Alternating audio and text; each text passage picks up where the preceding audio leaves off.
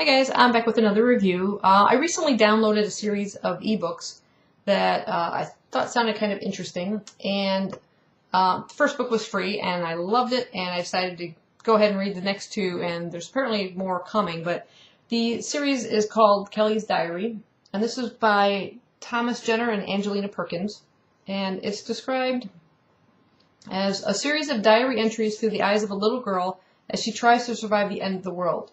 What if the 1990s didn't happen as we remember it? What kind of world will we live in today?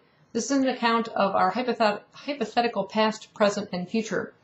What it is sort of a diary, handwritten, which I don't know if you'll be able to see that, but there's lined journal pages, and it's handwritten by our young Kellie, and she calls her journal Barbie, so she's sort of writing to Barbie in this. And it begins with her kind of describing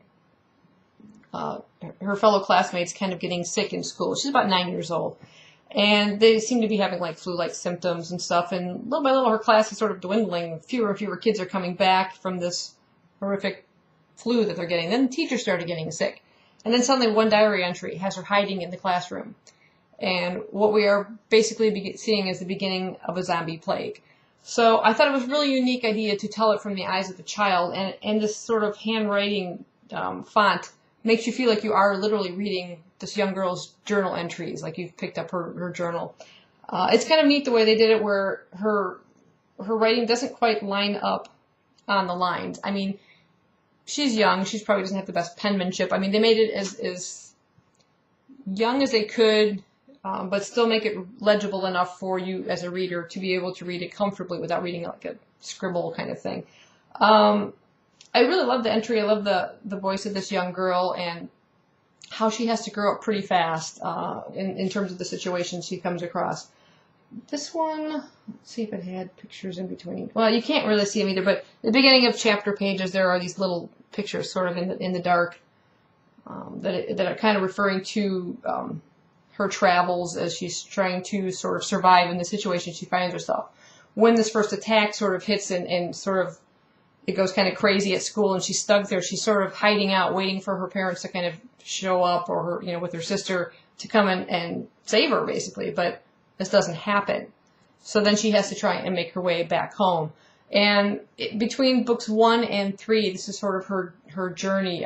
Between books 1 and 2, I think it's like there's almost like when 1 ends and 2 begins, almost like a year has passed. So there's definitely progression with this young girl, and there's definitely growth you see in her character and a lot of the tough situations she has to go through as she discovers that not only are the zombies dangerous, but there are a lot of bad people in the world too.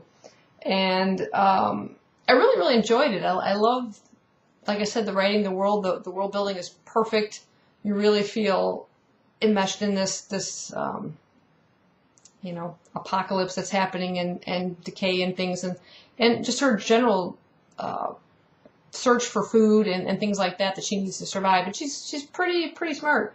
Somewhere around I think it was the second book, she kind of determines that there's no help coming back for her. She has to go and find something, and she sets out on a journey to try and find her way to her grandfather's house. Now the beginning of book 1 starts with her writing in her journal entry about her coming back from a plane trip from her grandfather's house, returning home and starting school.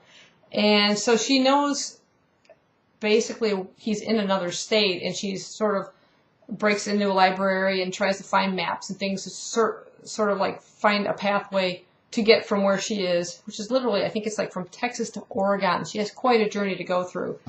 And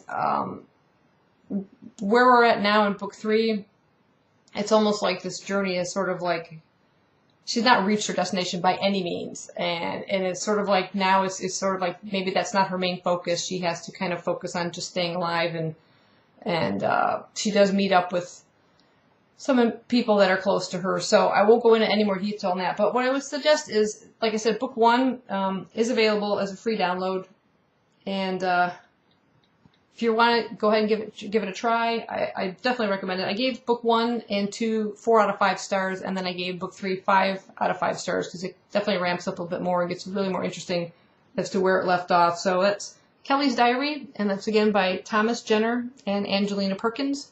So far, there's 3 books out, and at the end of that one, it said book 4 coming soon. So I definitely can't wait to continue it. You find yourself flying through them. Like I said, the first one's quite short. Second one's almost double the length of that, and I think that was like about $1.99 or something. And then book 3 is a little bit longer than that, and it's like around a little over $2. So not going to be a big pocket emptier or anything by any means, but definitely worth picking up and giving it a read. So hope you enjoyed it. Hope you decide to give it a try, and thanks for watching.